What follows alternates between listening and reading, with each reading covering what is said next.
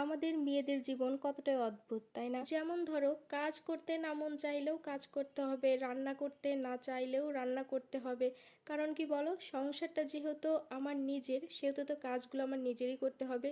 কিন্তু এরপরেও কিছু রিলেটিভ আছে, সেগুলোর নাম আর প্রকাশ করলাম না। সেই সমস্ত রিলেটিভগুলো কি করে, তাদের যে লম্বা একটা নাক থাকে, সেই নাকটা নিয়ে এসে আমার নিজের সংসারে এসে নাকটা গলাবে। এখানে আমার প্রশ্ন, কেন?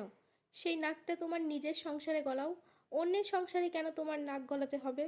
তো যাই হোক, এই দেখো আমার রান্না বান্না তো শেষ হয়ে গেল। এরপরে আমার পুচকুটা কি কান্না করছিল, তো ওকে নিয়ে একটু ছাদে আসলাম। আর বাকি যা কিছু হয়েছে সব কিছু তো ইতিহাস, তোমরাই দেখো। করে আসতেই চাচ্ছিল না, তো তারপরে জোর করে বাসায় নিয়ে চলে আসলাম। এরপরে বিছানাগুলো অগোছানো ছিল, বিছানাগুলো সুন্দর করে গুছিয়ে ফেললাম। আর বিকালের যে কাজবাজগুলো আছে সেগুলো কমপ্লিট করে ফেললাম।